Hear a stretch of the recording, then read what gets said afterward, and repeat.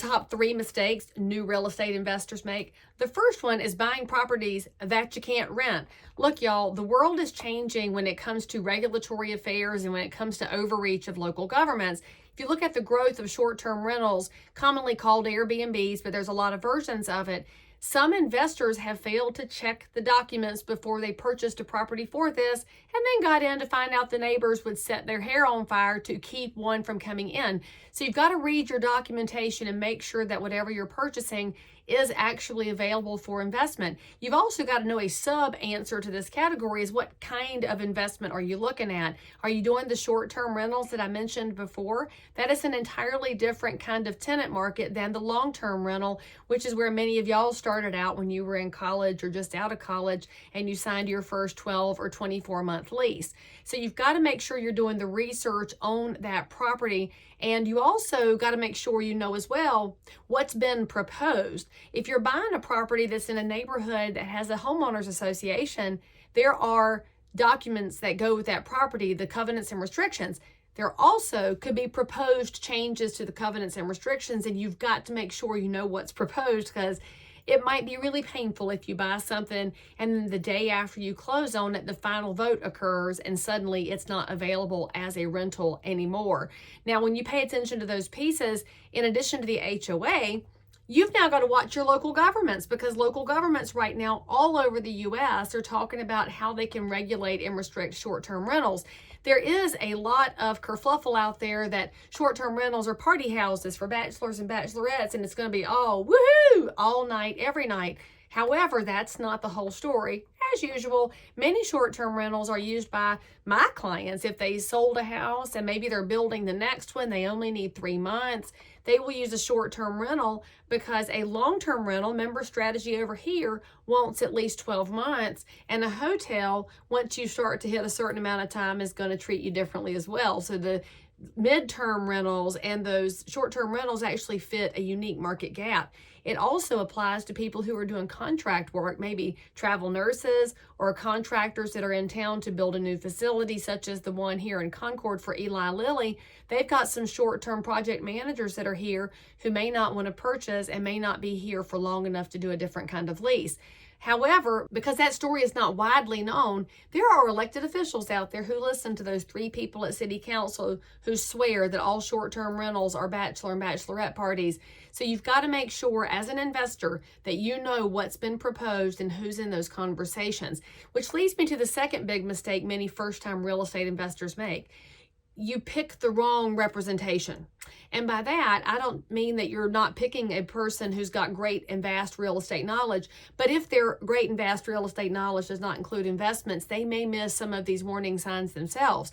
So you've got to pick a real estate pro who knows investments. Now, for me personally, if I'm buying real estate out of state, I'm going to pick somebody who actually owns rentals themselves. I want them to know the market, not just anecdotally, but from their own experience. I want them to be able to talk to it. So for me, I am a local real estate investor, which means when I'm telling a war story, it's probably my story, like, the one time at band camp, and I've got stories for days.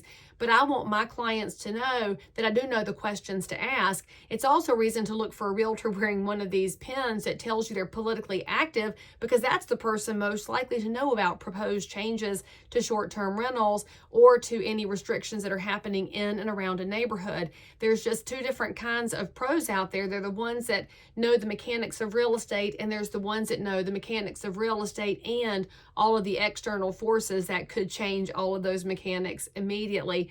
As an investor, you want somebody who's going to have more inside baseball to protect your dollars. Now, the third biggest mistake I see investors make, they don't talk to the right lenders. You've got to think about that investor needing a different kind of loan product. And yes, it does cost you money to take out a mortgage. It's different than your primary residence.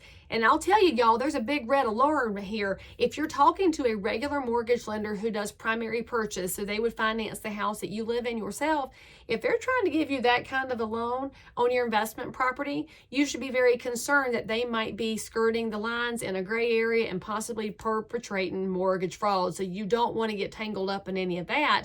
make sure that if you're purchasing an investment property with a bank's money, the bank knows what the purpose is of that property. That will save you a lot of headache, money, and trouble in the future. I'll also add in the number 4 mistake first-time investors tend to make. And this is thinking that you can manage the property yourself. Now, I know a lot about real estate. I know more than the average bear. I am not managing my own properties. I hire professional property managers, and I'm delighted to pay them. And here's why. They know the mechanics of tenant-landlord law. They also tend to be a little bit tougher than I am. I know y'all think I'm very tough because I look very strong on the interwebs, but when it comes to talking to a tenant, if they tell me a sob story, I'm probably going to cry right along with them, bake them some bread, and feel sad for their plot. But they might actually know the laws better than I and have fabricated a story to sneak around me by not paying rent. So you've got to have somebody who knows how to hear a story and thoughtfully pick it apart and make sure it's true before you start making concessions. A true property manager is also going to help you manage an eviction process professionally, legally, and in a graceful way, so that if you do have a reasonable tenant who's late for no good fault of their own, they just hit a rough spot and they have a good track record, a property manager can help you figure that out. But if you have somebody who is sneaking around and trying to live for free off of you, I'm not a fan of that. And especially if they're lying to me, I need a property manager to help suss that out. And if you think about this, y'all, watch that movie Pacific Heights. It's from the 80s. Michael Douglas is in it and some other famous people. I just remember Michael Douglas because he was the creepiest character. And these people out in California, of course, rent a unit to somebody who won't leave, and it turns into this giant nightmare.